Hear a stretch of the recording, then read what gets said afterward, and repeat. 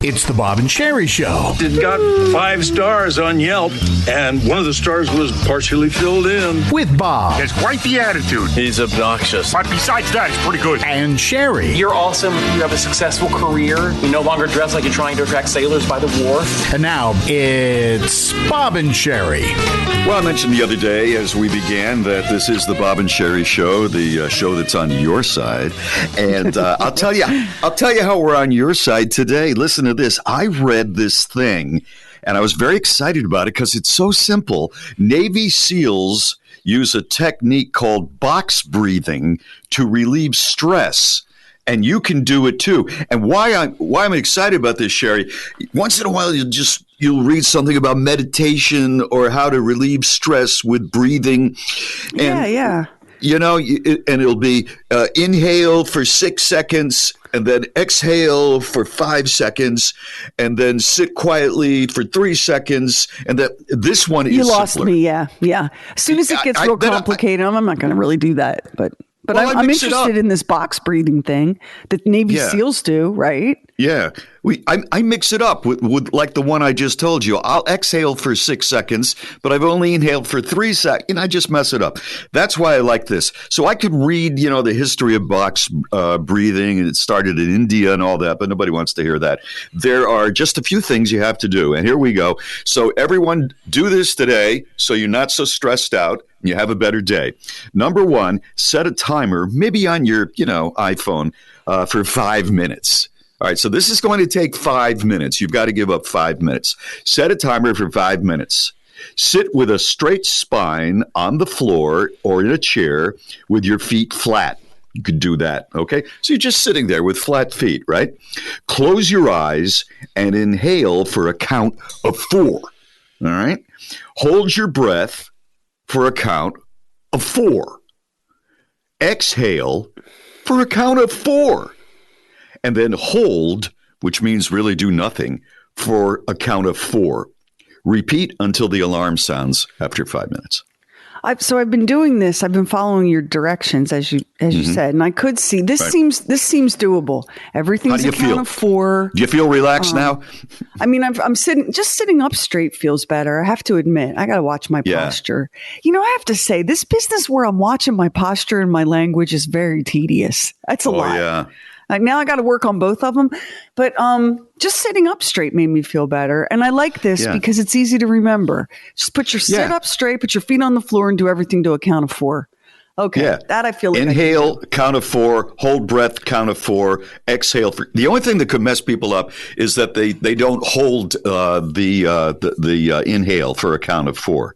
So you have to hold that and then exhale for a count of 4 and then hold for a count of 4. Hold, I'm presuming, means you just kind of sit there in a meditative sort of state. And you do that for 5 minutes. That's pretty good, I think. Don't you? Maybe it's just like a bias that I have, but as soon as you heard that the Navy SEALs use it, didn't it instantly have more credibility for you? Totally.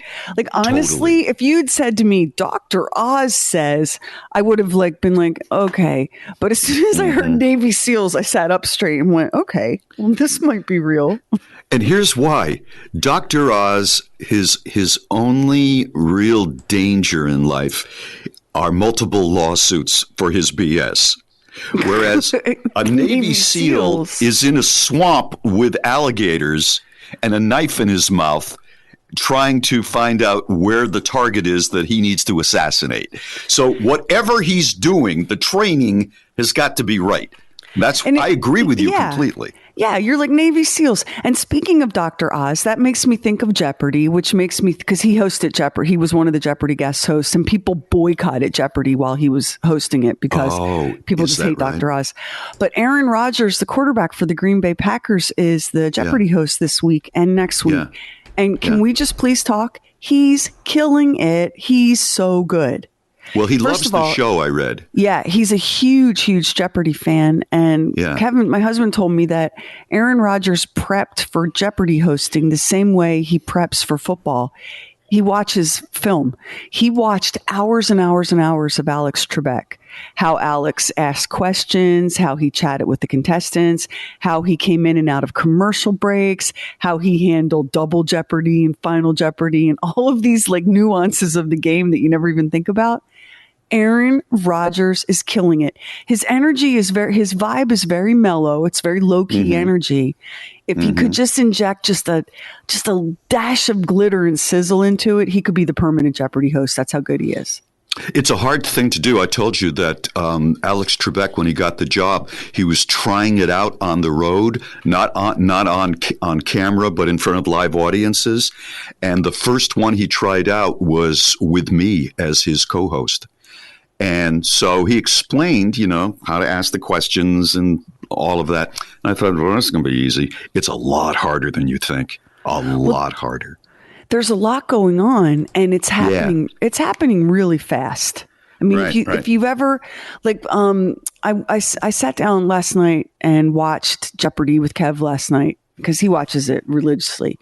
Because I love Aaron Rodgers, not even as a football player. I love him because of that truck commercial he did with his dog. Remember that one where him and the dog were at the beach? Freaking love me some Aaron Rodgers.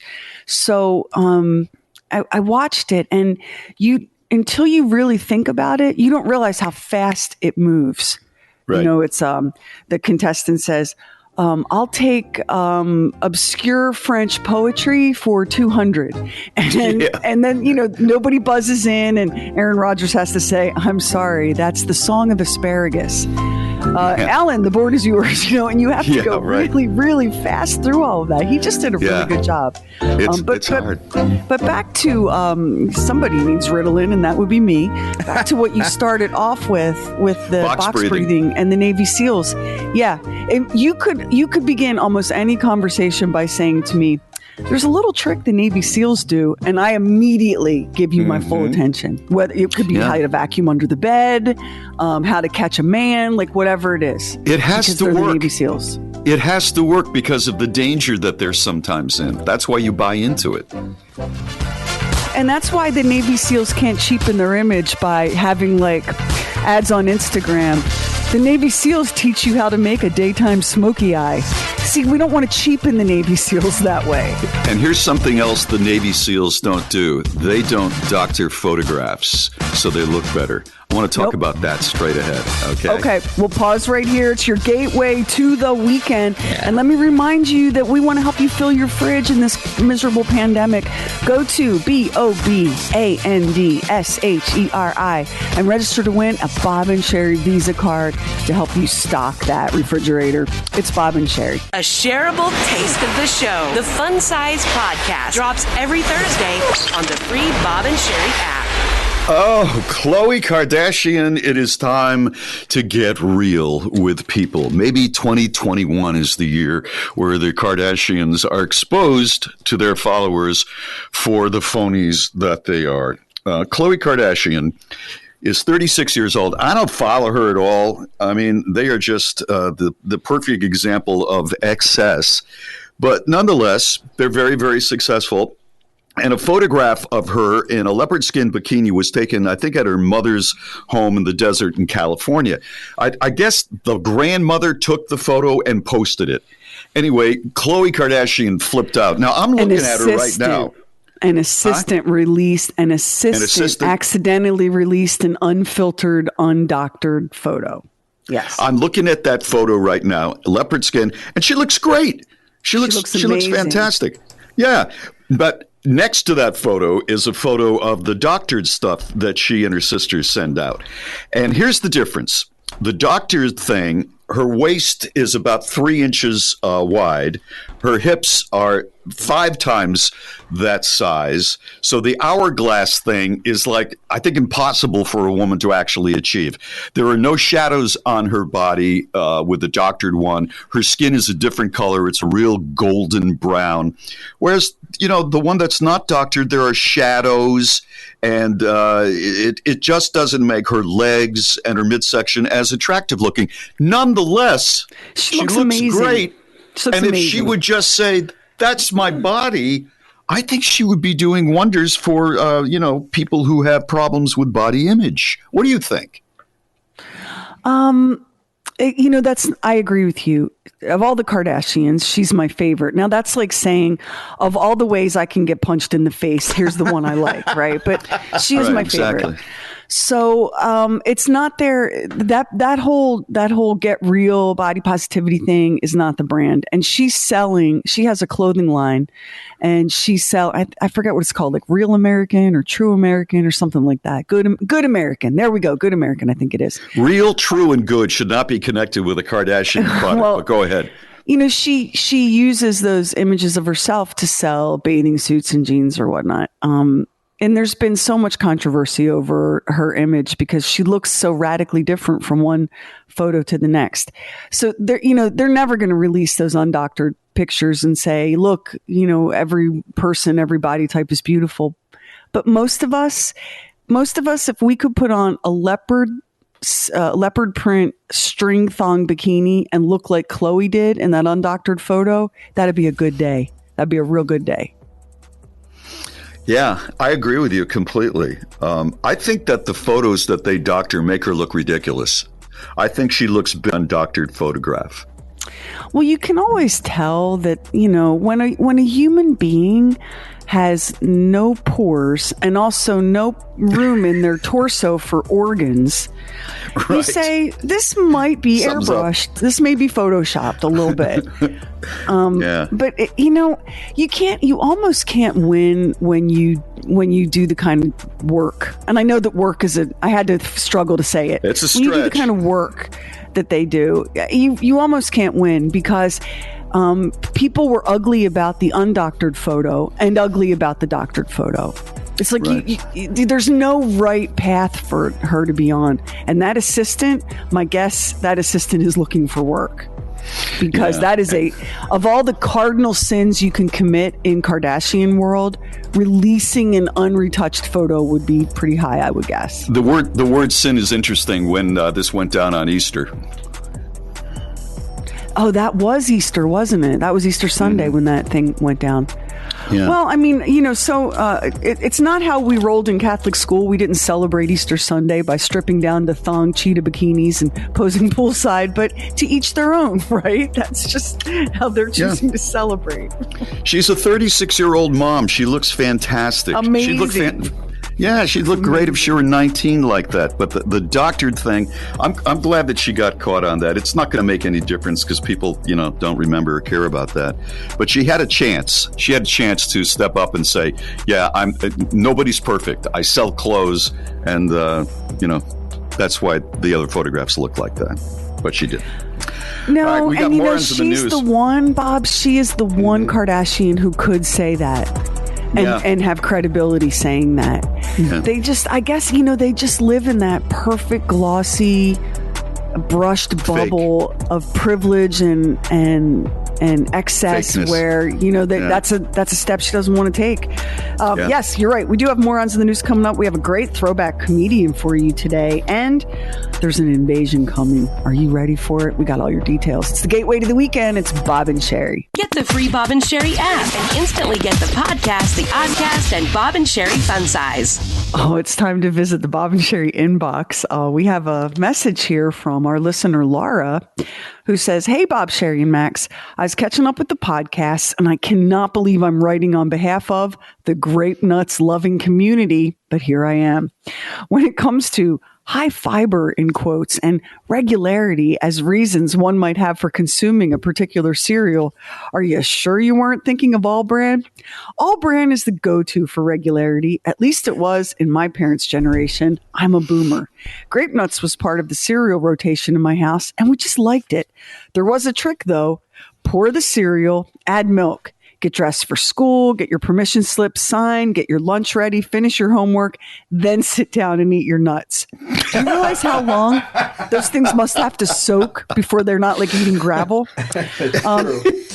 Laura goes on to say, as for the regularity claim, Grape Nuts is not a low-fiber cereal, but it's hardly a superstar either. All Bran is a veritable colon blow with 12 grams of fiber in a serving. Grape Nuts has just 7 grams. The same as a couple of those large size shredded wheat biscuits, another standard ready-to-eat cereal at our house back then. Okay, I admit it does appear we would eat anything. If you get emails from people on Team Grape Nuts singing the praises of this cereal for the healthy state of their colons, well, I stand corrected. Also, the placebo effect is alive and well. Love the show. Thanks so much for all you do. Gosh, I don't know the Weinzimmer family, but I can tell you that healthy bowels were a value they held very, very dearly in that household. Wow. We got to get Tony on this. Grape Nuts has got to become a sponsor. And when you make it as sexy as you just did, I know we could move some Grape Nuts. That's funny. I know I can still. I haven't had it in years, but I can still taste the consistency because I wouldn't do everything. My parents, I don't know. My mother would buy it like once a year, and the box would last for like 6 months. But I would just eat it, and you're eating it. And what's appealing as a kid is the name Grape Nuts. Oh, it's Grape Nuts. Those are not grape nuts. There's nothing grapey or nutty about it. No. It's gravel from the bottom of a fish tank. That's the texture. Yeah. So years and years and years ago, when I very first reconnected with my mom, after having been apart for 16 years, for new listeners, my parents split up and my father snatched me from the bus stop one day, and I didn't see my mother again for 16 years. I was 12. I just a month past my 12th birthday. So I track my mother down as an adult and write to her, and we reconnect, and I fly out to visit her and her husband, who I came to love very, very much. Absolutely adored that man. And so it's like my third day there, and my mom was really fussing over me, just wanting to do whatever, what can I do? What would you like for breakfast? And I was like, just cereal is good. So my mom she has a very specific way of walking because she's getting her steps, and she walks over to the pantry. And of course my mom has she has OCD personality disorder, which is not the same thing as full OCD, but she's super duper organized, and her pantry looked like something out of a catalog. So she comes out and she puts 3 boxes of cereal on the table. She puts a box of Grape Nuts, a box of plain Cheerios, and a box of Corn Flakes on the table, and then slides a thing of skim milk my way. And I'm looking, and geez, how do you pick with a bag like that, right? I hate all of those cereals. And I don't drink cow's milk because I'm allergic to it. So where to begin? So I'm looking, but I'm going to get it down, even if I break out in hives, I'm getting, and I'm trying to choose between the 3. And her husband, I was really just meeting for the first time on this trip, leans over to me and whispers in my ear, "This is why I go out for breakfast every day." Yeah, those are very Spartan choices. Those very 3 Spartan. There. I thought that the first time you saw your mother was when she flew in and came to our studio. That was the first time. That was the first time. This was my first visit. Yeah.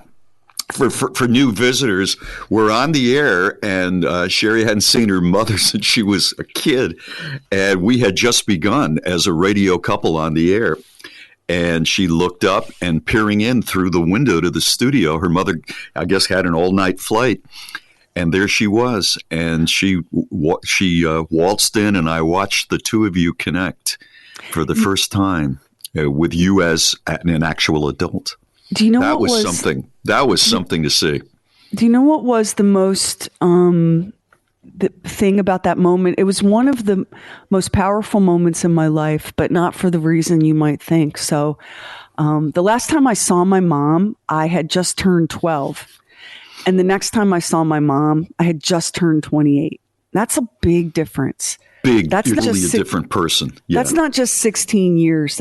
You're not even the same human being that you were. But correct. In my logical mind, I knew that time had passed. But in my heart, the place where my mom had lived for all those years that we were apart, I expected the mommy that I remembered to appear. And I could see in her eyes that she had the same moment of shock because she also expected the little girl. I think it was probably more shocking for her because you would have physically grown and developed a style, a hairstyle, a clothing style and that would be foreign to her. Oh, I will never forget that. I will never have another moment like it. Most people will never have that experience of looking up and expecting to see your mommy, and there's a grown woman but for her, looking for a little girl and seeing another grown woman who's a stranger. That is a rare and very specific experience to have had. Really something. I had a similar experience. One day I looked into the mirror and I had grown a full mustache that was grown straight out rather than down. I didn't recognize that person. No one who saw it did. No one did. No. We've got morons. We've got morons. Sherry. Yeah, The moron that I have from Huntsville, Alabama, I've never heard of anything like this before. Oh my gosh, I'm so excited. I think it may take up all of morons in the news. You will not believe what this guy did. Let me stretch out and do some of that Navy SEAL breathing, because that is one big promise for the gateway to the weekend. And epic morons in the news is next. It's Bob and Sherry. This past year has been difficult for everyone with the pandemic, but women in the workforce have been hit especially hard with job loss and economic challenges. We'd like you to help us fill their fridge with $100 Visa gift cards. You can nominate yourself or someone in need, and we will anonymously read the winning entries on the air. Together, let's fill the fridge of some deserving women in need. Enter at bobandsherry.com. And thanks for your help from The Bob and Sherry Show. Bob and Sherry. You idiot. Here they are. He's a moron. He's acting like a complete idiot. Morons in the news. Okay, everybody, hang on, because we are going on a chase in Huntsville, Alabama. Now, this is what I call the Molotov cocktail moron. And if you don't know what a Molotov cocktail is, I hope my history is right here. There was actually a man named Molotov. He was a Russian revolutionary around the time of Marx and Lenin and Stalin. And so back then, you know, they had to fight the Tsar's army and didn't have much money. So they developed this thing where they put gasoline in a bottle and then put in a piece of cloth like part of a shirt, light it on fire and throw it at them, and it'd blow up. Stalin used to use that robbing banks when he was very young. So this is what we're talking about here. A 32-year-old Huntsville man was arrested after he threw Molotov cocktails at police and threatened them with a machete and knife. Daniel Joseph Harvey took police on a chase through the streets of downtown Huntsville and occasionally was lobbing Molotov cocktails from his mother's Jeep Liberty. Somehow, to do your bombing with your mom's Jeep Liberty, just, I don't know. It's so bizarre. The incident started at about 10:40 in the morning when Lieutenant Mike Sloan, a sheriff's deputy, saw Harvey pull into a parking lot of a temporary holding facility in Huntsville. Harvey has a battery charge pending against him from an incident in which he reportedly tried to stab Officer Sloan and threw a Molotov cocktail at him. In the prosecutor's report, Sloan said he recognized Harvey from the October incident. Well, Officer Sloan went out to the vehicle to talk to Harvey, who appeared agitated. Quote, he stated that we were after him, and federal arbitration was after him too. Harvey brandished a knife, according to the report. Sloan pulled his gun and told him to drop the knife, and Harvey hit the gas and sped away. A chase ensued. Quote, Harvey stopped the vehicle, lit a Molotov cocktail, and threw it out the window at me while I was trying to exit my patrol vehicle. The cocktail landed beside my patrol vehicle, burst into flames. Harvey then exited his vehicle with a long machete.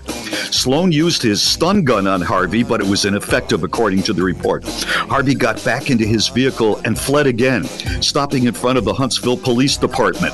Madison County Officer Clint Ham joined the chase. Both he and Harvey exited their vehicles. Harvey threw a Molotov cocktail at Ham. Boy, he's got a lot of these things. And a chase ensued again. Harvey sped away. When he saw a Huntsville police officer approaching, Harvey sideswiped the vehicle, according to the report. Harvey then stopped in front of Granny's Kitchen, I bet that's good, and tried to light another Molotov cocktail. There were several citizens in the immediate area, so I attempted to reach into Harvey's vehicle and keep him from throwing the Molotov cocktail, wrote Sloan. On Parrott Drive, Harvey threw another Molotov cocktail out the driver's window. It landed in the road but did not ignite. Harvey led police on a high-speed chase then on Arkansas 23 North before stopping at his home and brandishing the machete. So he's driving his mom's Jeep. He drives to his own house after throwing 4 to 5 bombs at officers, and he gets out of the car and he's standing there with his machete. After several minutes of verbal commands, Harvey attempted to stab the machete into the ground, leaving it readily accessible, but it fell over, according to the report. I holstered my duty weapon and continued to try to negotiate a peaceful surrender, wrote Officer Sloan. Harvey started to reach toward the machete, at which time I made the decision to make physical contact with Harvey. Several officers assisted him to get him handcuffed. Physical contact, I guess he just threw him to the ground is what he did. He was in the Washington County Jail on Monday, and he has yet to be formally charged. Those are like 6 to 8 Molotov cocktails coming out of a Jeep at 10:30 in the morning. Here's my only take on that. For folks who don't know it, Huntsville, Alabama is home to perhaps one of America's highest concentration of rocket scientists. Mm-hmm. And clearly this guy isn't part of that group. He ain't one of them. This is somebody who I don't even know where to start with this guy. He's driving around in like his mom's Jeep Liberty, and in the car, the car is a rolling bomb. He's got like a half a dozen to a dozen Molotov cocktails ready to go. Why couldn't someone like this just have been tweaked a couple of notches in the other direction? He would have made an amazing like special forces operative, right? But no, instead, he's not smart he's enough, today's moron of the day. Text the word moron right now to 888-262-7437. We'll send this one to your phone. Plus, you'll be automatically registered to win a bottle of People Make Me Sick, the official hand sanitizer of the Bob and Sherry Show. Still to come, we're going to throw it way back for your gateway to the weekend, Throwback Thursday, with the comedian Freddie Prinze. You're going to be amazed at how current his comedy is. It's really wild stuff. Plus, we got an invasion coming your way. Are you ready for it? It's Bob and Sherry. Do you own or rent your home? Sure you do. And we know that can be hard work, but you know it's easy? Bundling policies with Geico. Geico makes it easy to bundle your homeowners or renters insurance along with your auto policy. And that's a good thing, too, because you already have so much to do around your home. Go to geico.com, get a quote, and see how much you could save. It's Geico easy. Visit geico.com today. That's geico.com. The Off-Air Podcast, the Bob and Sherry Oddcast. Download on the free Bob and Sherry app, website, or wherever you get your podcasts. It's Bob and Sherry. I have for you right now a collection of petty revenge actions that loving couples have taken against one another. So these are couples, they have evidently a really good relationship, but every once in a while she ticks you off or he ticks you off. And this is what some people have done. I know it sounds mean, but when I'm mad at my wife and I want to lash out, I open a bottle of some condiment when there's already one open. Oh, I hate that. I hate that. My wife ate the last donut this morning, so I went in her car and readjusted the driver's seat and mirrors. My boyfriend pissed me off, so now I'm eating all the expensive salami in the fridge. My husband pissed me off, so I logged on to his beer rating app and gave a bunch of mediocre beers 5-star reviews. Now that's evil. Boy, who comes up with something like that? That's amazing. This is from Not the Nanny. My husband angered me, so I sent him a picture of the thermostat set to 72 degrees.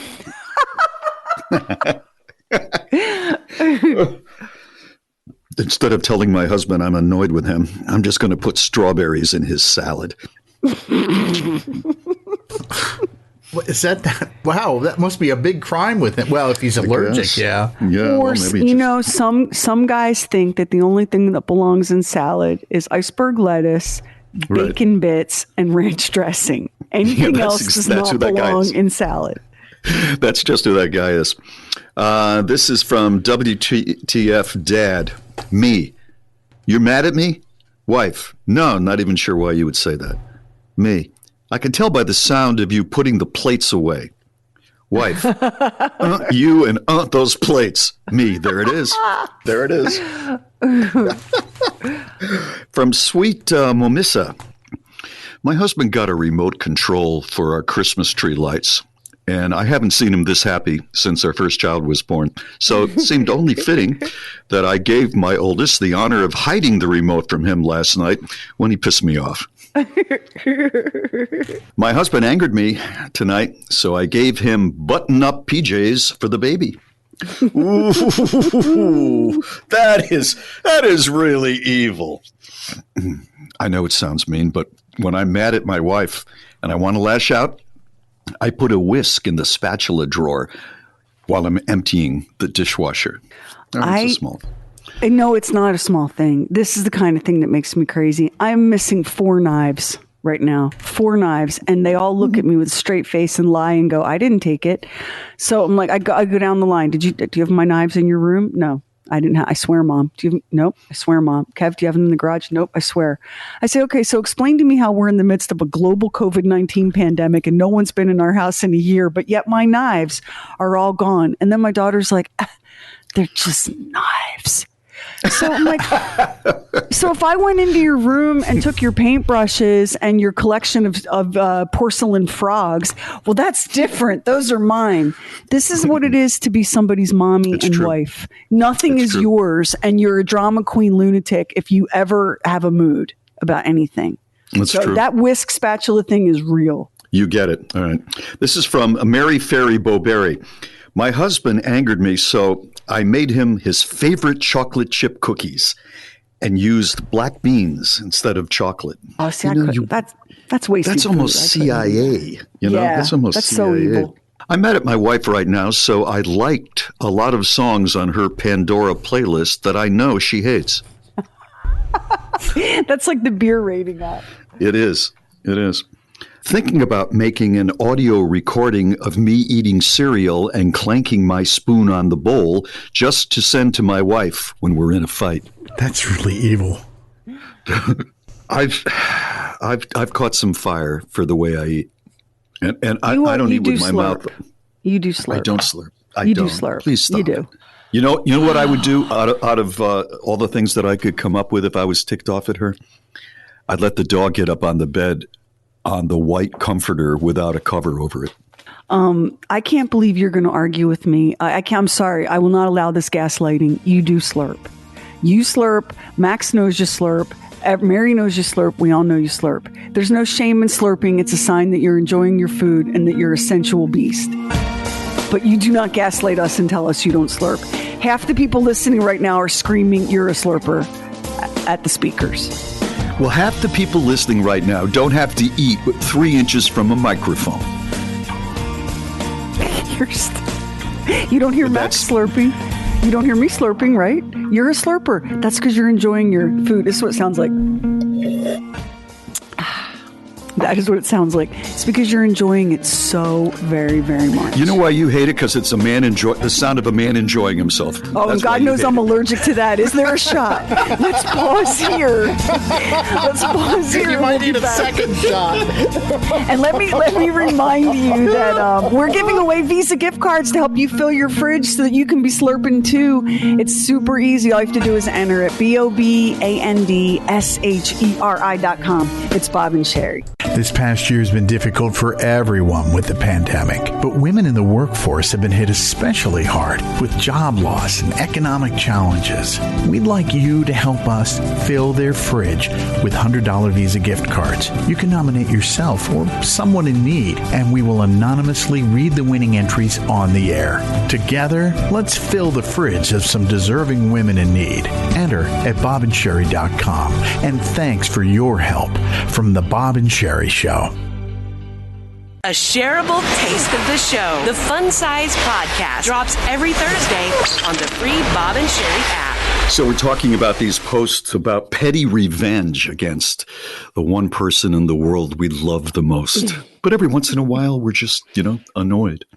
So let's continue with Spaced Mom.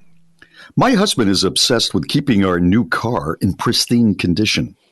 So I carry a little vial of glitter with me at all times in case he pisses me off. And just kind of sprinkle that in the car. That's beyond petty, because everyone knows once glitter gets spilled in your house or car, you have to sell that house or car. You do. You totally do.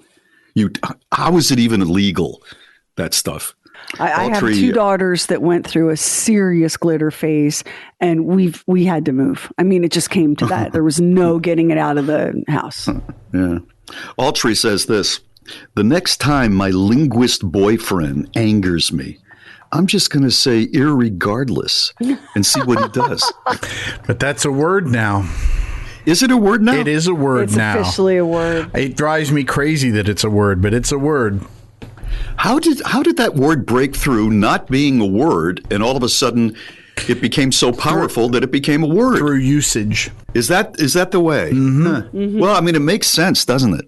When I hear it, though, my whole body seizes up. Yeah, I hate it. Yeah. Regardless of what it's now a word. This is from Jawbreaker. When I'm mad at my husband, I ask him to help me find my phone, and then I put it in my pocket on silent. That's terrible. My husband angered me so much, I bought another half dozen throw pillows for our bed.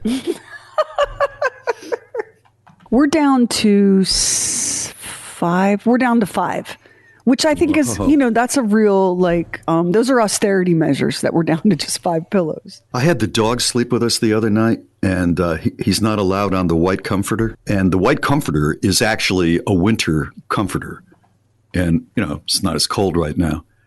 Between the winter comforter, the blanket that the dog has to sleep on so he does not touch the white comforter, and the dog's warmth, I was on fire all night long. Because he comes up against me, not her. And you get all that heat. Ursula said, my husband so angered me that when he wasn't looking, I poured water on the floor in front of the dishwasher. He's been trying to fix it for the past 2 hours. That's really evil. That is so evil. That would never occur to me. Oh my God, that would never occur to me. I'm going to remember that. Go on. That's the last one. Yeah, that's the last one right there. So I don't know why we do this to one another. I've only done one deliberately petty vengeance thing to a man that I can think of. I mean, Really? some of them would go, that the whole relationship felt that way. But the one that I remember, I told you about this. So, I was cooking I had a sick dog and was cooking for the dog. Because, when the dog gets sick, the dog can only eat a poached chicken breast served with rice, right? Yeah, that is all the dog can get down. Yeah, that's the only thing the dog can stomach. Otherwise, it's throwing up blood. Right. So I'm cooking up the dog's food, and here comes the ex, and he's like, "Oh, how come the dog is eating like that? I'm not eating like that." So, and he complained about it, and same thing. After about the third pass of that, I cooked an extra poached chicken breast, put it in the dog's bowl, let the dog lick it and gum it a little bit, then lifted it out, put it on a plate, and served it to him. No, you did. And that's not even, I'm sorry, that's not even mean, because the dog's mouth was very clean and nice, and it's, that's not the worst thing. And by the way, that is by far not the nastiest thing he's ever had in his mouth. So it was petty vengeance, but really it wasn't nothing compared to what he voluntarily put in there. Wow. Yeah. Well, I think it's time to move along. This is Bob and Sherry. Get Lamar's review sent right to your phone. Text MOVIE to 888-BOB-SHERRY. All right, we do it every Thursday. For Everyone Needs a Laugh, we throw it back with a classic, legendary comedy clip. And what's interesting about some of these is, stand-up comedy is really always about pop culture. Comedians are making what's funny in that moment can change over time, right? Yes. And comedy is almost always like a comment on current events and culture. And so sometimes you'll listen to an old comedy bit and you'll go, "Oh my God, how did how was that funny back then? Or how was that okay to do back then? How is that acceptable? So it's always a roll of the dice with looking for these old vintage bits. This is from a TV show called The Midnight Special that was on in the 70s. I don't know how many years it was on, but I think it was a music show, right? Primarily. Comedians would be on it, but there would be bands. Yeah, late night music show, and it was mostly bands. Yeah, but I think they did have comedians once in a while. They did, and this appearance is by a comedian whose kid you know because his baby son grew up to be an actor, Freddie Prinze Jr., who was in like the Scooby-Doo movies, and he's married to Michelle Gellar. And his dad, the late Freddie Prinze Sr., was like this revered legendary comedian who tragically took his own life when he was just 22 years old, which... Yeah. When you think about it, you're like, whoa, Freddie Prinze Jr. was just an infant at the time, an amazing talent, a tragic loss. And here he is performing on The Midnight Special in 1974. Thank you. I'm not originally from L.A. I come from New York.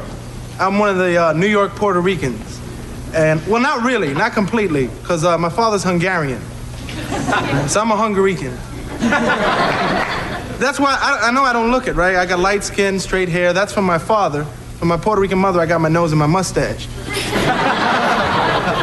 I grew up in New York in a neighborhood called Washington Heights. It's not really a ghetto, it's a ghetto suburb, right? Slums with trees, right? Even the birds are junkies.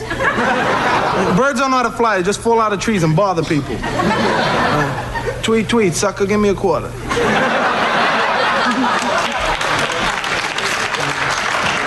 Cockroaches wear sneakers and dungarees.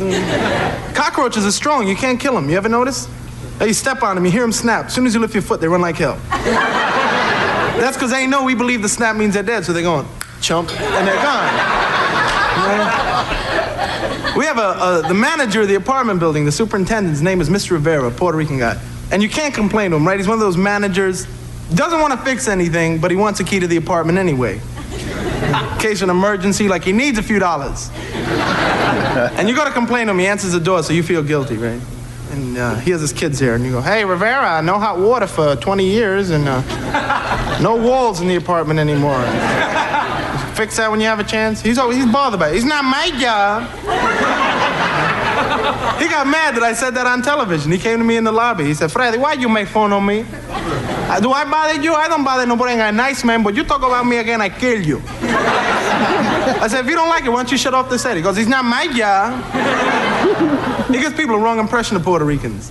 Like Nixon has a wrong impression of Puerto Ricans. I blame him that there's no Puerto Rican astronaut. Right? What are they afraid of? All the way to the moon will blow the horn, play the radio.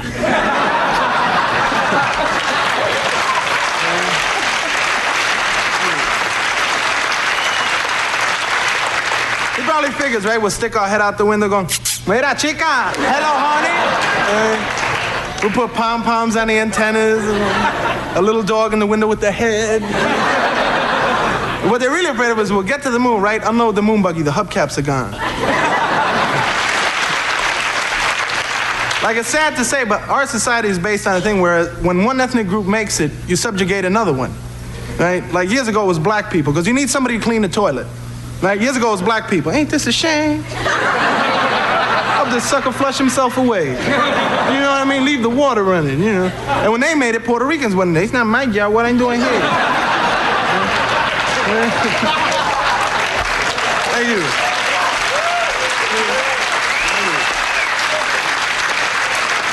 See, that's why Chinese people don't want Latins to make it, because they know they're next. I should have never roughed the laundry. I don't know what happened here, right?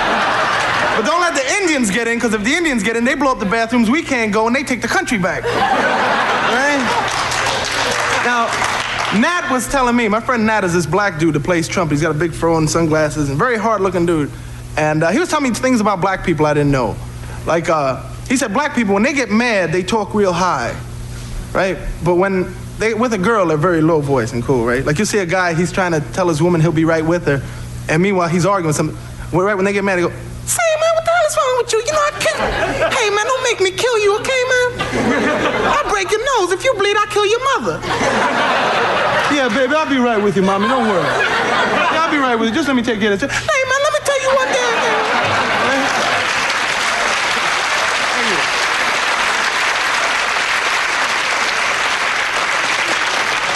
Now, Nat was with me when I got busted. I was driving without license or registration. It wasn't my car. I didn't get it. And the day I don't have license or registration, my luck, a cop pulled me over. And cops always just, they assert themselves by chewing gum hard. Hey, son. You know your left rear taillight was out of order? I'll bet you didn't. Listen, I'm gonna give you a break this time. But if I see you in an hour and that ain't fixed, you're in big trouble. I said, thanks for the break. Next gas station, I have it fixed. He said, all right, beat it. Ready to let me go. Nat says, hold on, you got rights. I'm back here, turkey. You looking to make some money, man? Don't mess with my man when he's high. 6 months, right? If it had been a Puerto Rican cop, I wouldn't have got busted. Arrest that kid. He's not my job. You know, I have heard some of those lines floating around, and I didn't know who the comedian was. Freddie Prinze. That's who it was. That's how classic that stand-up is. I watched a couple of his sets, and you're like, wow. Yeah, he was something, I guess. If he was working today doing almost that same act, it would still fly. And you see how many people have ripped him off, right? Yeah. In terms of style and all. We'll get this posted on our Facebook, and you can catch that and every comedian we feature on Everyone Needs a Laugh on our website, BOBANDSHERI.com. And while you're there, make sure you register to win a Bob and Sherry Visa card, because we want to help you fill your fridge. This pandemic has been rough, and it's been harder on some folks than on others, and we get it, and we're here to help. Grab your Visa gift card now at BOBANDSHERI.com. It's Bob and Sherry. Get the Moron of the Day sent right to your phone. Text Moron to 888-BOB-SHERRY, 262-7437. A couple of observations about my life and things that are going on.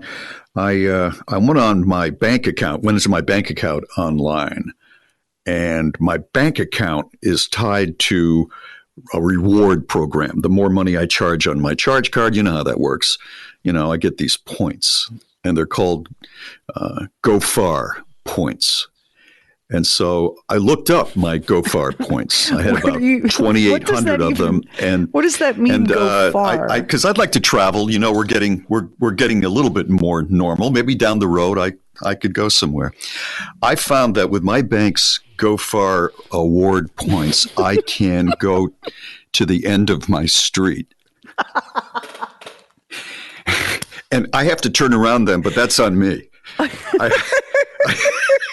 They're not giving me any help. The Go Far points. So you know what that reminds me of? Like when you're buying something on Amazon.com and it says, so you're buying, like I'll be buying like something for my kid for dance. Like I'll be buying her a sports bra and some socks. And Amazon will say, would you like to use your American Express points? You can use 140,000 American Express points and get these items for free. Yes, I know. It's like, I don't think so. In your head, the 140,000 American Express points, you're picking out Maui. We're going to fly first class to Maui. Not a jog bra. Not a jog bra, I know. So there's this restaurant, and it's a Burger Shack joint that I drive by every so often, and it's always crowded. And I thought, I just never have been there. And I thought, well, it was a nice day over the weekend, and I'd like to have a burger right now.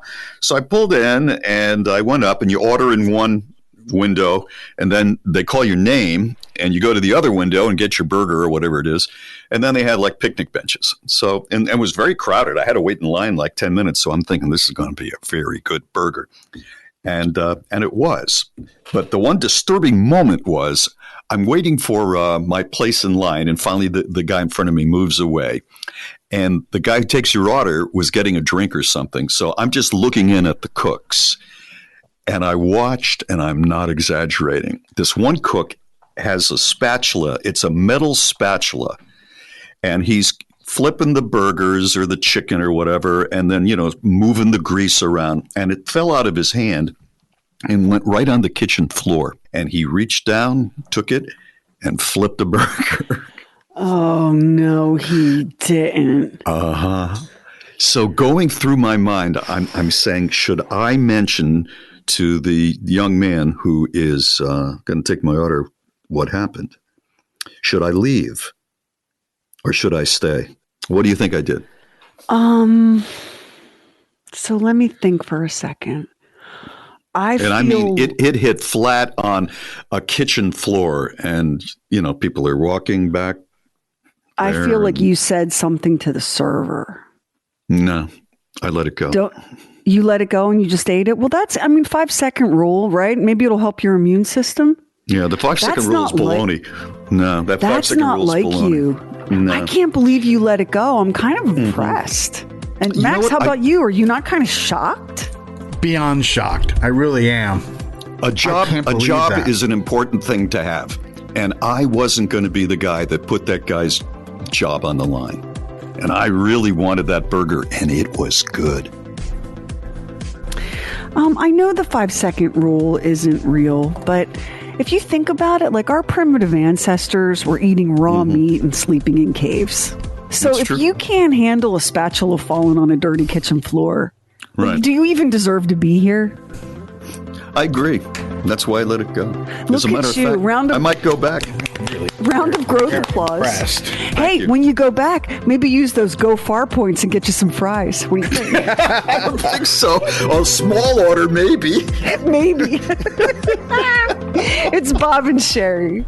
Get the Moron of the Day sent right to your phone. Text Moron to 888-BOB-SHERRY, 262-7437. Oh, it is talkback time. If you have our app, it's free in Google Play and the App Store. All you got to do is tap the microphone at the bottom of the screen and talk. And when you're done talking, your words fly through the air to us.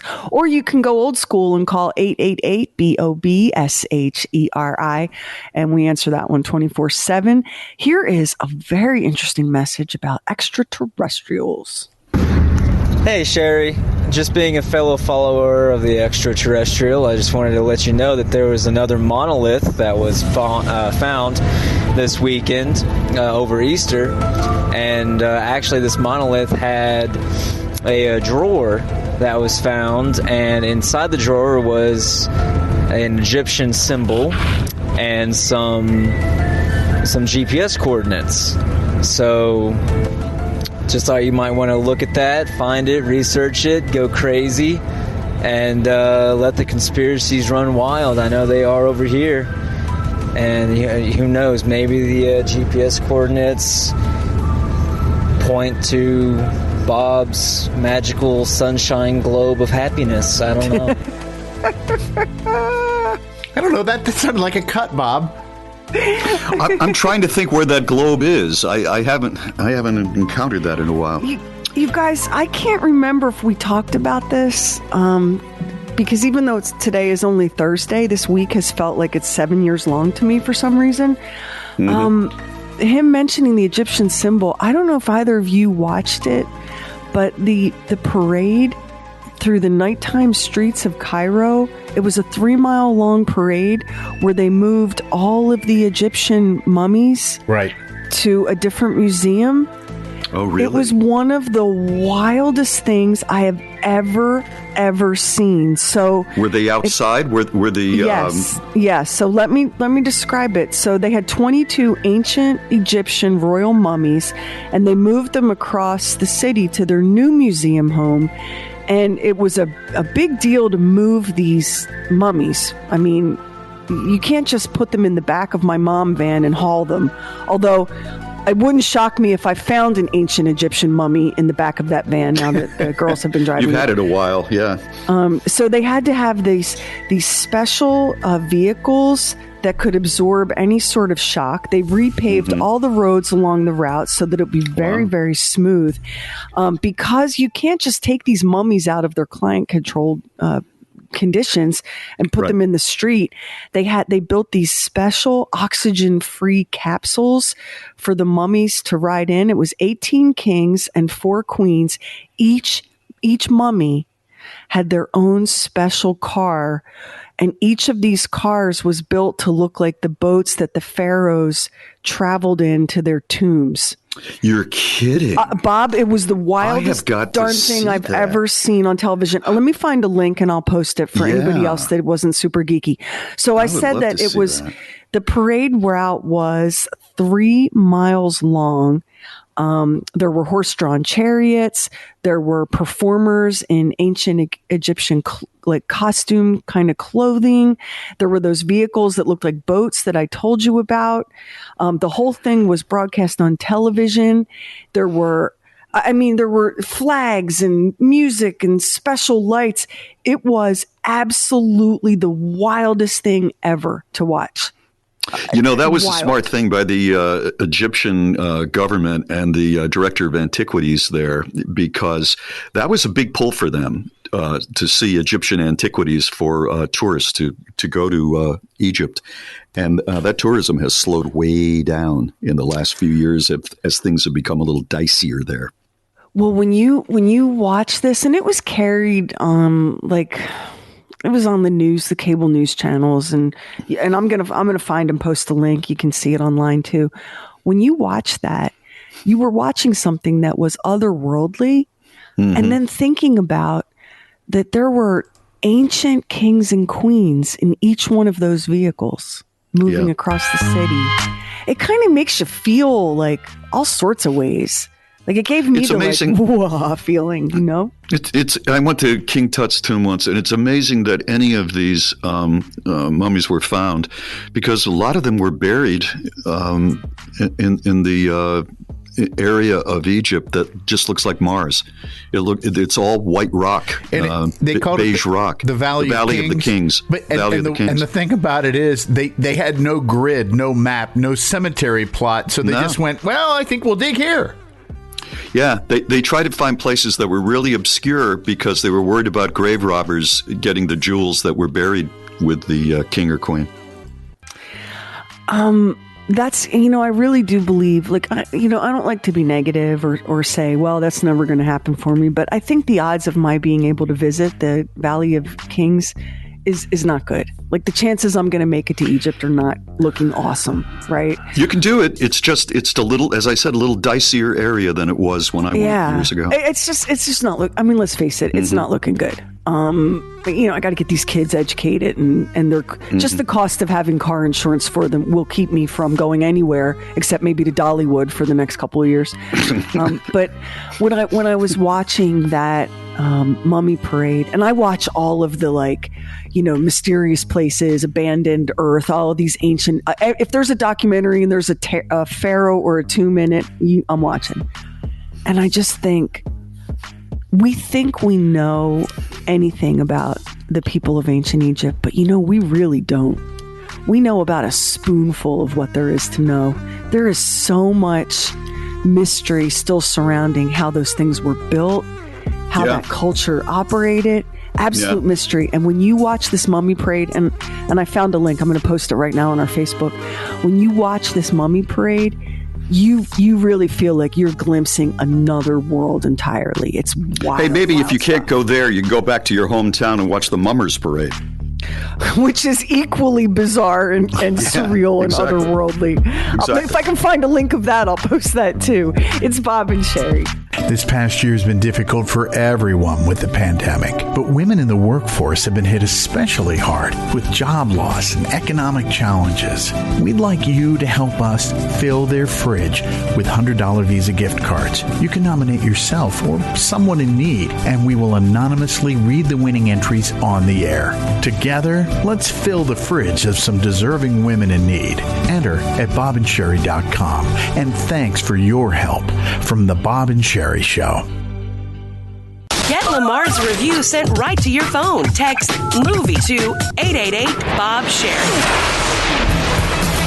Hi, everybody. It's Bob Lacey here, and time to play that game that everybody's talking about. I wish I didn't know. Nasty trivia that you'll never forget. Our first contestant is a broadcasting hopeful from Philadelphia, Pennsylvania. She's Sherry Lynch. Hi, Sherry. Hey, I'm really excited to be here. Nice to have you with us. Tell us a little about yourself, Sherry. Well, I just started my own business. I have an Etsy shop where I make custom artisanal crocheted athletic supporters and bras, because I think it's so important when you have something that you wear that close to your body that it be made by hand with love. And I'm really careful to use wool yarn that isn't scratchy, because I understand that it would be really difficult, to have a custom crocheted athletic supporter that was itchy. Well, I hear there's a lot of money on the internet with this sort of thing, and good luck to you. So, fingers crossed. Are you ready to play? I'm ready. Okay, I'm going to give you 4 scenarios. They're all nasty, but only one is true. Your job is to guess the one that actually was an occurrence, the one that is actually true. Are you all set? The one that's true. I'm ready. Okay. Okay, here we go. The idea of what is beautiful on a man is always changing. One time, for hundreds of years, this was considered sexy in Japan. Was it A, stained black teeth, B, a man with large breasts, C, a man with long nose hair, or D, a man who has braided the hair on his posterior? Which one do you think it is, Sherry? I'm getting a real Battleship Earth vibe. You remember that John Travolta movie where he had the long nose hairs? Yes. And I thought that was really hot. So that's my guess. Yeah, the long nose hair. Sherry, I'm sorry. That's not correct. Would you like to take another guess? Once again, stained black teeth, a man with large breasts. The long nose hair is not it.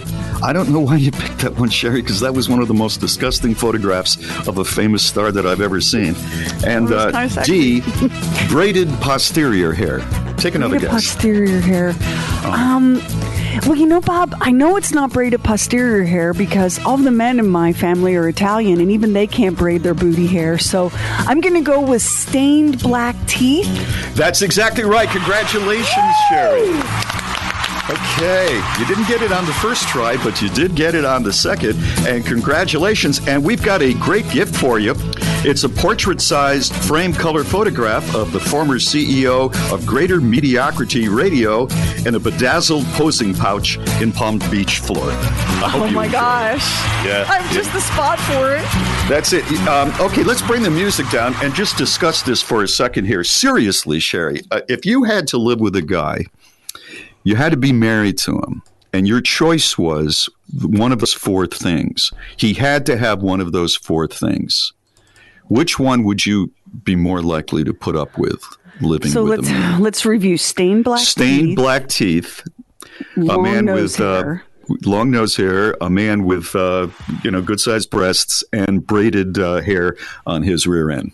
I think I'm going to have to go with the braided hair on his rear end.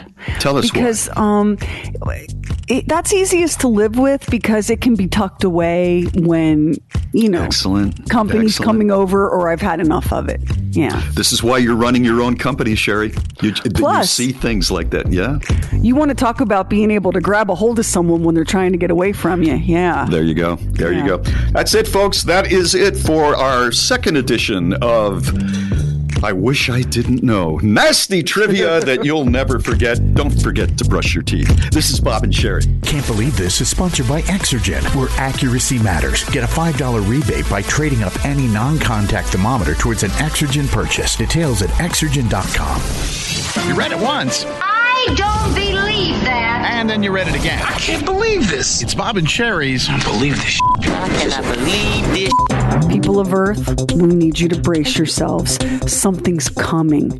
Something big, something loud, something creepy. And the last time it appeared, Greece was getting ready to host the Olympics. Former President Obama was a mere state senator in Illinois. President George W. Bush was fighting to win his second term. That was the last time these invaders showed up. And they're coming for you now. It's the Brood X cicada invasion. They come out every 17 years. Yeah. And it's our turn. The next time will be the year 2038. So okay, I read about that these. too. They are insects, and you can hear them. Max has the sound. That's amazing. And they are very, very loud. And in some places, in certain neighborhoods, supposedly, it can drive you out of your mind. Now, I remember you and I were together the last time this story came up years and years ago. And I lived in a heavily wooded area, and I was going, oh, this is going to be terrible. Those things, maybe they'll sound like a sleep machine. Maybe it's all right.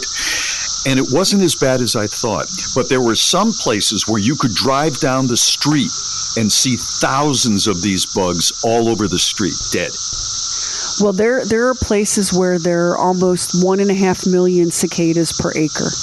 Woo! If you can imagine that. Yeah, so they come out every 17 years, and they're called Brood X after so maybe they should be called Brood 10 because the X stands for the Roman numeral 10. But anyway, they live underground for 17 years. And once they dig their way up and they're exposed to open air, they shed their little exoskeletons and they climb up the nearest trees. And then they spend the next few weeks looking for a mate. They're looking for love. They have these drum-like organs on each side of their bodies. The males do. And they just stand in those trees and they're just shaking they're called timbals. And they're shaking those timbals and they're making mating calls loud enough to drown out a riding lawnmower. Think about that. And so they begin their lives as eggs laid by the adults way high up in the trees. And after they hatch, these tiny little wingless nymph creatures, they don't look like cicadas. They're just teeny tiny things. They fall out of the trees where they were born and hatched, and they burrow into the ground. And they tap into the roots of the trees, and they feed on the tree's fluids, which have very few nutrients, but the cicadas are able to grow slowly and steadily. They feed at the tree roots for a solid year, and another year, up to 17 years in the case of the Brood X cicadas. And then they burrow their way back to the top, and the whole cycle repeats. And during their years underground, well, listen, Bob, during their years underground, 17 years, they molt through 5 different growth cycles while they're under there. It's not like they're under there asleep. They're under there doing all sorts of stuff for 17 years. What's really amazing that even as insects, males, when they're looking for some loving, are really annoying. Really loud. Really can be loud and annoying. So there are creatures that feed on these cicadas, but when they emerge, there are so many that their predators are just completely overwhelmed. I want you to imagine having like 1.5 million cicadas in 1 acre of land. So predators eat the cicadas until they fall over, like with total food comas, and the ones that survive, they mate, and then that cycle repeats. So here we are getting ready to have a wild emergence of Brood X. 15 states are looking to get hardest hit. Illinois to New York. Northern Georgia is about as far south as it looks like it's going to go this year. Delaware, Indiana, Kentucky, Maryland, Michigan, New Jersey, North Carolina, Pennsylvania, Ohio, Virginia, West Virginia, and Tennessee. And the cicadas are looking to be very big in D.C. this year, where it's going to be hard to tell the annoying insects apart from our elected officials. We're expecting that the biggest cloud, the biggest emergence is going to happen between May and June. And you'll be able to hear them within a week of them coming out of the ground. They come up and they have to get up to the top of the tree before they start shaking their drums to attract the ladies. So it takes them about a week to dig themselves up and get all the way up into the trees and start the mating dance. You know, you and I are really amazing. We can now judge our career in cicada years. Yeah. This is our second. How about that? Very few people in radio have made it through 2 enormous insect infestations. Now, it's not the Marconi Award, you guys, but it's not nothing. It's something. Okay? It's not nothing. We, like a pestilence of insects, are with you one more time. And they're big, too, by the way. They're big. Yeah, they are. Wait till you see how big they are when they come out. Yeah. I wonder if they make those noises during the day or if that's just at night when they No, it's during the day. I can tell you, we had the infestation where I lived in Northern Virginia, and you go outside, and this is all you hear. You just hear it as a background, and they are everywhere. And they won't bite you. They are laying eggs. And so they killed some of our trees because so many of them had swarmed on the trees to lay eggs. Yeah. I'll give you guys one last thing to think about. There's one really weird, spooky threat to cicadas. There's a fungus that zombifies their brains and turns them into, according to an article called Fungal Ecology, it turns cicadas into flying salt shaker zombies of death. Oh, yeah. I'm here for that. A zombie cicada horde. Like, don't act surprised. Like, it's the one thing that reality hasn't thrown at us, right? Is a horde of zombie cicadas. Right. Y'all, it's coming. I'm going to post this up on our Facebook so you can go look at their little zombie cicada faces.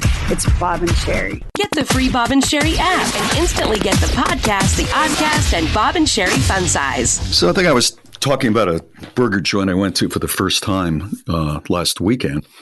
And while I was there, I noticed two different guys wearing two different T-shirts. And I thought to myself, what do you think you're getting out of wearing those particular T-shirts? Like, you told me once that one of your ex-husbands, the one cool thing about the guy was that he would wear a T-shirt that had nothing on it. Not a school, not a commercial for a plumbing company, not a rock band, nothing. Just plain. His philosophy was, well, unless they're paying me to wear it, I'm not wearing it. And I used to look at him and think, this seems to be the only place where you're keen on getting paid for labor. Just as an observation. Right. But anyway, that was his stand, and he took it with pride. Well, I bought some T-shirts, for long sleeve T-shirts over the winter, and they have nothing on them, and they're very cool, and I like them very much. I take really good care of them. So I'm there wearing one of those T-shirts, and here comes this dude walking over from another table to go to the men's room or somewhere, and he's got on a T-shirt, a Joe Exotic T-shirt. It's a tiger. It's a tiger, except the tiger's head is Joe. All right, with this really, kind of weird looking expression on his face. And I just thought to myself, what kind of image do you think you're sending off wearing a Joe Exotic T-shirt? Well, are you single? Are you trying to attract a woman by doing this? Because first of all, that's over. The Joe Exotic thing, he's staying in jail. Trump did not pardon him. He's in jail. And is he wearing it? Even if he wasn't, I mean, he's a despicable person. Is he wearing it ironically? He didn't have that kind of a look on his face. Because one of my daughters left the house the other day in a T-shirt she got at like Goodwill that said, "Don't touch my tools or my daughters." Like it was a weird, like, dad kind of joke T-shirt. Yeah. Whoa, wow. It was so funny, but you know, she was wearing it ironically. So you think this guy was like just straight up Team Joe Exotic? I think he just thought it was a cool shirt to wear. But do you know any women, let's say he was single, do any of your girlfriends, would they give him any kind of a shot at all if he walked up and introduced himself wearing that T-shirt? Once upon a time I would have said no way, but folks have been real lonely in the pandemic. So now I have to go. I don't think so, but I can't say definitely no. All right. Then I saw this other guy, same place. And he's in line and he's got a shirt that says, "I'm done with people." What are you getting out of that that's positive? A shoulder tap for me asking where I can buy one. No, come on. I mean, you're walking around saying you're done with people. Are you a scary guy? Are you being... do you think it's funny? I didn't think it was that funny. I mean, I understand that people can be annoying and the COVID thing and the politics and all of that. But that T-shirt was a gift from his wife or his kids.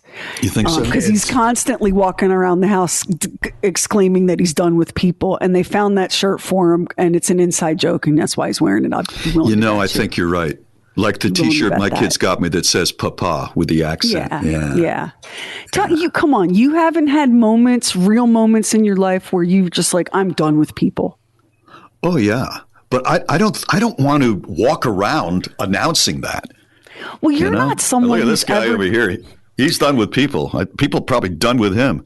You're not going to be the guy that wears those kind of shirts. Like you would not wear the shirt, "Don't touch my tools or my daughters." You're not going to. That's not your thing. No.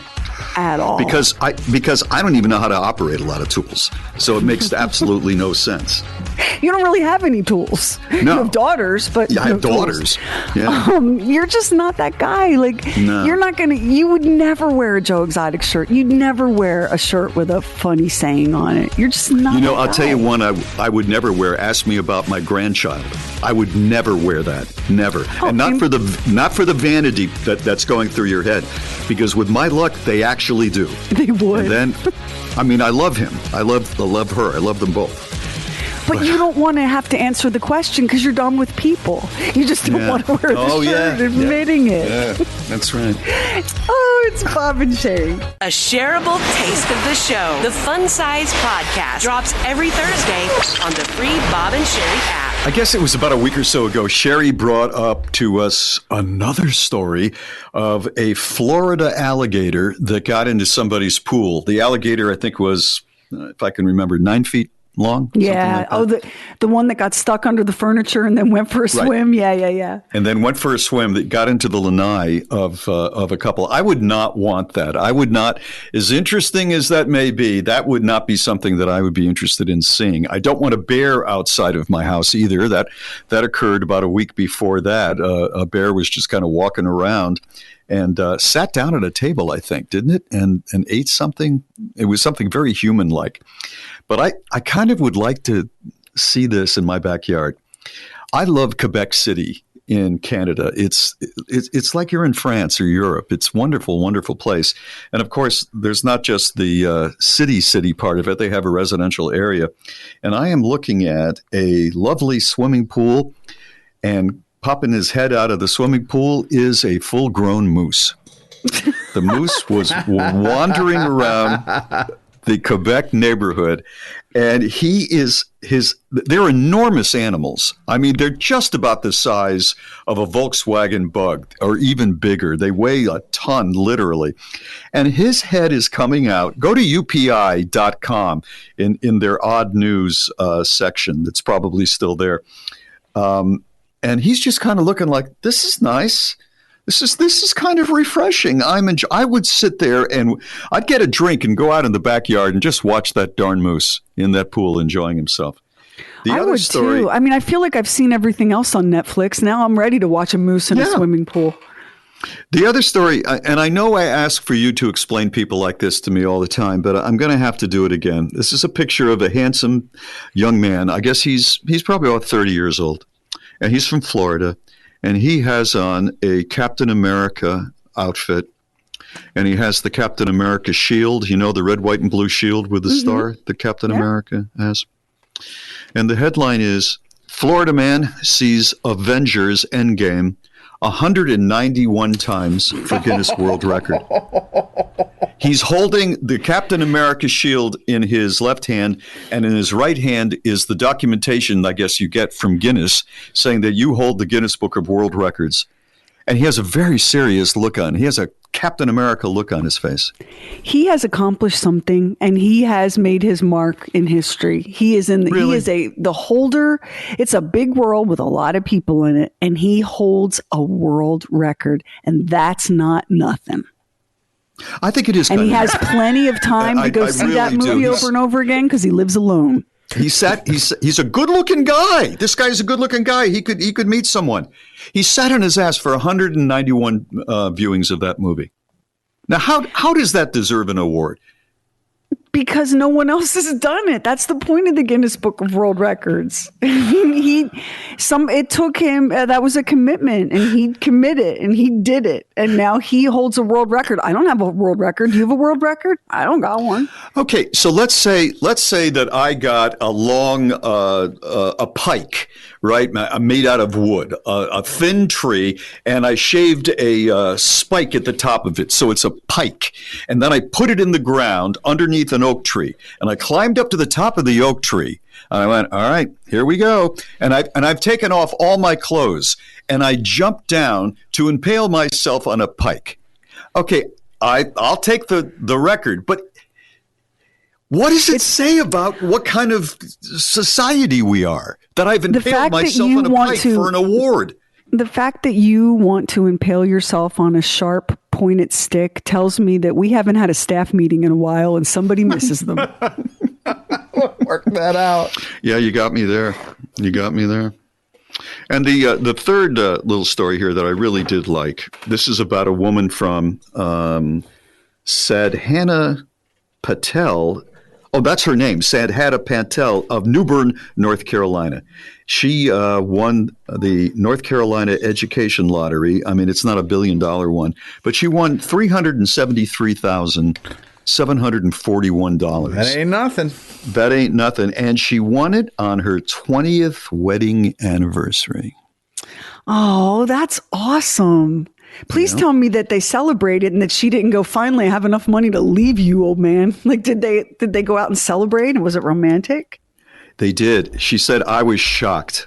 I called my kids first, and then I told my husband. That's interesting. Oh, he got told second. He got told, well, there were several kids. Here's the question. Is he the father of those children? I bet he is. That's the feeling that I get from this. Because if he's not, then I might see that she might do that. I don't know what that says about the second marriage, if that's the case. I would tell Kevin first, because if I told the girls first, they would want to know what we were buying for them with that money. And it would be something stupid. Yeah. I'm here to tell you. Mine would want to expand their education beyond master's degrees. Yeah. Really? Well, good for you, because Karamia would want a squishmallow. And that is a giant, soft, beanbaggy kind of a toy. And she would want a rare collectible squishmallow that could only be found on eBay. Right. So good for you that your kids want to further your education. Mine wants a squishy penguin pillow. Yeah. That's why I would tell Kevin first. Congratulations to her on 20th anniversary. That's pretty good. This is Bob and Sherry. This past year has been difficult for everyone with the pandemic, but women in the workforce have been hit especially hard with job loss and economic challenges. We'd like you to help us fill their fridge with $100 Visa gift cards. You can nominate yourself or someone in need, and we will anonymously read the winning entries on the air. Together, let's fill the fridge of some deserving women in need. Enter at bobandsherry.com. And thanks for your help from The Bob and Sherry Show. Bob and Sherry Go. This has been floating around for a bit, and we're not sure what TV show the royal children were on, the children of Prince William and Duchess Catherine, Charlotte, George, and Louis. But they are talking to Sir David Attenborough, and they're asking him questions about the natural world. And these kids are so adorable. It blows your mind. You just want to reach through the screen and grab their little faces and their precious little accents. And it's a very charming conversation. So let's play. Hello, David Attenborough. What animal do you think will become extinct next? Well, let's hope there won't be any, because there are lots of things we can do when animals are reduced to and danger of extinction. We can protect them. About 40 years ago, I was with some mountain gorillas in central of Africa. Mountain gorillas were then very, very rare. There's only 250 of them left. And we showed pictures of them on television around the world, and people thought how terrible it would be if these became extinct. So they subscribed lots of money, and lots of people came to help, and now there are over 1,000 of them. So you can save an animal if you want to, and you put your mind to it. People around the world are doing that because animals are so precious. So let's hope there won't be any more that go extinct. Hello, David Attenborough. I like spiders. Do you like spiders too? I love spiders. I'm so glad you like them. I think they're wonderful things. Why is it that people are so frightened of them? I think it's because they've actually got 8 legs, which is much more than us. And if you've got 8 legs, you can move in any direction. So you'll never be quite sure which way that spider's going to go. Is it going this way or that way? So people don't like them, and they don't like them hairy legs either. But spiders are so clever. Have you ever watched one trying to build its web? That is extraordinary. How does it make this sort of circular web like that with attached to trees on either side or bits of vegetation? How do they do it? Try and watch and see how they do it. It's marvelous. What animal do you like? I think I like monkeys best because they're such fun. They can jump all over the place. And they can, they don't bite, at least, well, some do, but we're a bit careful they don't bite. And they're so funny, and I like them a lot. Mind you, you can't have monkeys sitting around the home because that's not where they live. They live out in the forest. So what can you have at home that you like? Well, which would you choose, a puppy or a kitten? It's a very difficult question. I think I'd go for a puppy. You know, it's nice to see royals working.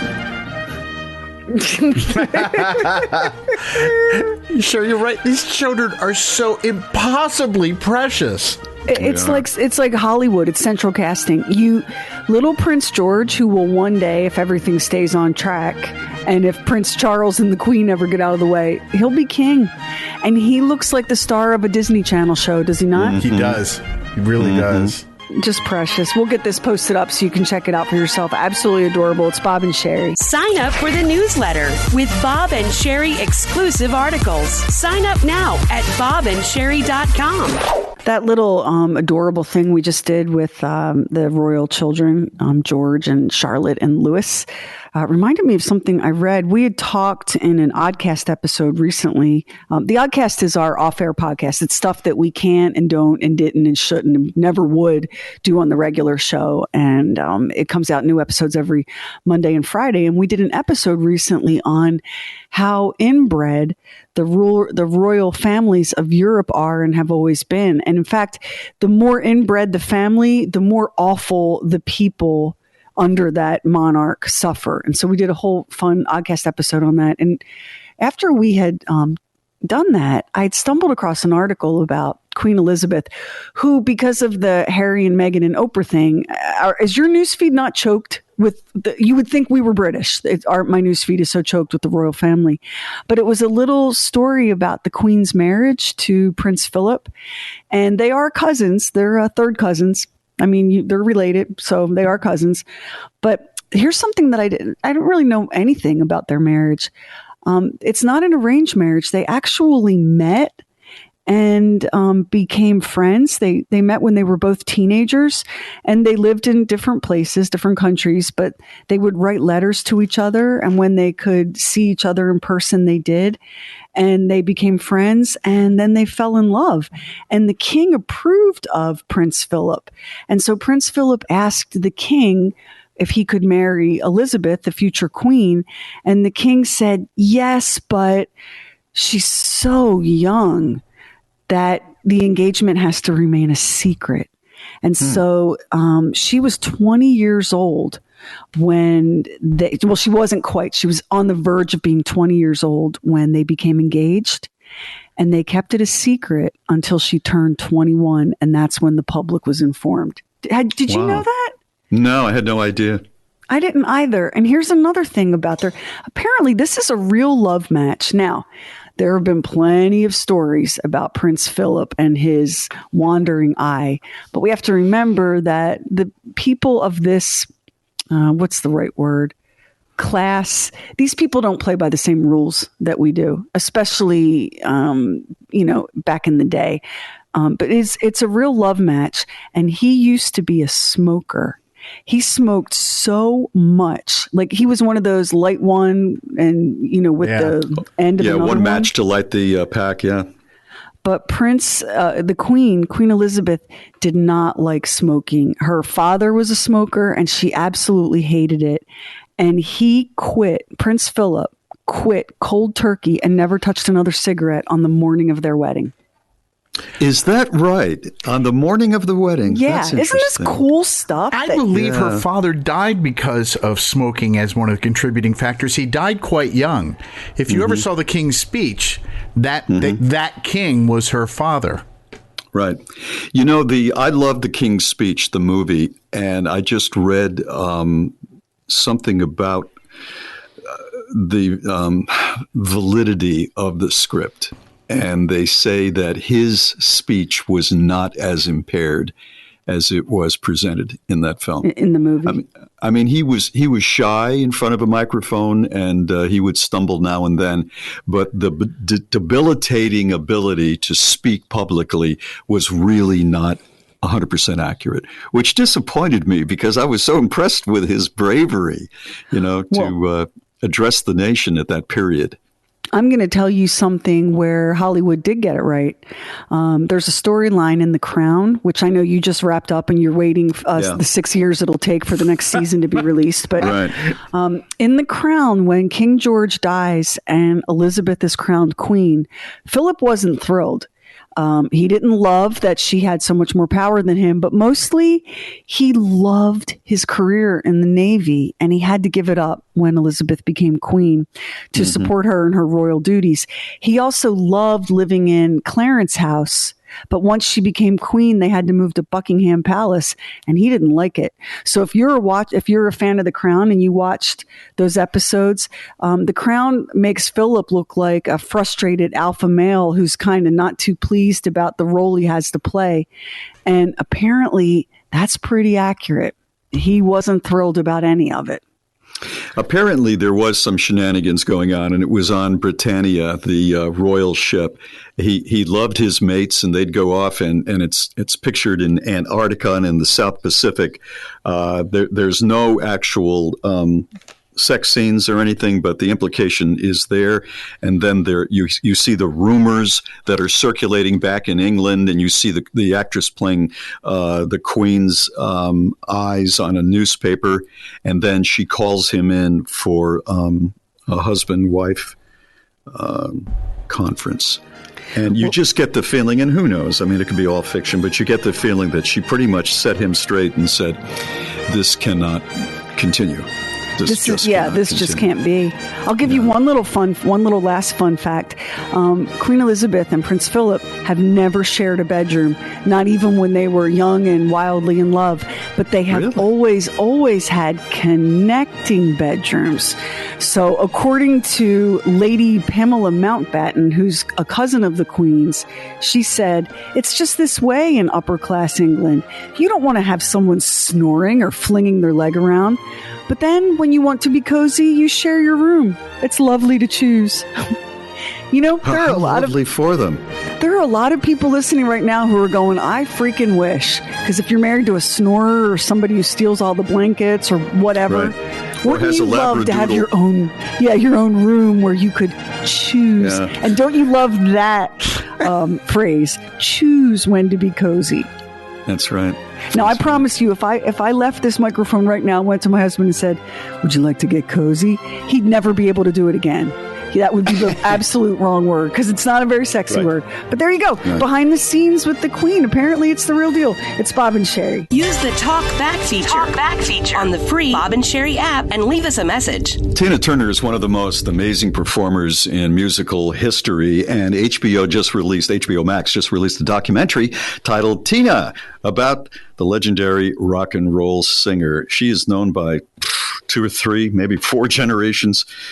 She's something. And there was an article that BuzzFeed had, and the title of the article was Tina Turner Deserves So Much Better from the Media. And here are moments to prove that. She said, out of all the success that I was having, why are they talking about Ike and Tina? I said to my manager, I'm beginning to get really depressed. My manager said, well, the only thing you can do is write a book. I wasn't interested in telling that ridiculously embarrassing story of my life, but I felt that's one way I could get the journalist off my back. Well, that didn't work. When an Australian anchor showed Tina a clip of Ike without her consent, here's how it went down. Let me show you a brief clip where he answers a question on beating you. Ike says, well, what I did do to Tina was like I would slap Tina. The only time I ever punched Tina in my life was that last fight we had, and that was in Dallas, Texas. And then you see a tight shot of Tina, and she says to the question, Tina, what do you say to what your ex-husband said? And she says, and she's got a really scared-looking face. I don't want to start an argument with Ike Turner via satellite. I have nothing to say. Then they go on and ask at the Venice Film Festival, what's love got to do with it? That was the movie about her and Ike. And she says, I haven't seen the film. Reporter says, why not? I'm not so thrilled about thinking about the past. It was made into a story. The story was actually written, so I no longer have to discuss the issue. I don't love that it's always being talked about. And then she's promoting Mad Max Beyond Thunderdome with Mel Gibson. And it's brought up by the reporter. Ike was arrested on some cocaine charges in Pasadena for possession and conspiracy. Any reaction to that, Tina? And she says, and Mel Gibson is right next to her looking down. He said, you know, I'd like to hear some positive things. I'd love to hear that Ike had a record deal and he was producing an album. Then she's interviewed by Mike Wallace, the intrepid reporter for 60 Minutes. And he pushed a question on Tina he knew was wrong, asking if the physical violence from Ike had any influence on her decision to have plastic surgery. Knowing the violent history with Ike, and your age for that matter, I have to ask the question, did cosmetic surgery play a part in your remarkably youthful appearance? And she said, there's a difference in cosmetic surgery and corrective surgery, right? I basically had my face bashed in, and I never did anything about it. I found out that my nose had healed many times. It was really never broken, but damaged to a point. The healing process started to interfere with the sinuses. So when they went in to correct it, they ended up with another nose, and I like it. I've liked Mike Wallace, but that is so over the line to ask a question like that. There's a pattern here, right? There's a pattern here that it didn't matter what this extraordinarily gifted and hardworking and obviously very decent woman did with her life or accomplished. She could never escape this shadow of the media. But the one reporter who got it right was Oprah. Oprah said to her, did Cher leaving Sonny have any influence on your leaving Ike Turner? And Tina came back and said, you know, Oprah, I really don't remember, except I do remember Cher was so free and she was in control. Wow, so the movie is on HBO. Very interesting answer. Yeah. Wow. It's HBO, absolutely wonderful singer. She came back to the United States to say goodbye to her fans. She's permanently retiring. She hasn't toured in a while, but she's permanently retiring from any kind of show business persona and going back with her husband to live in Switzerland. She's one of the best concerts I've ever been to. I've seen a lot of concerts. She was amazing. Yeah, she's just wonderful. It's Bob and Sherry. Hey, thank you so much for listening to the Bob and Sherry podcast and the Bob and Sherry Oddcast. We would love if you would subscribe, rate and review, and share it with a friend on Facebook, Twitter, Instagram, wherever you go. And thank you again for listening.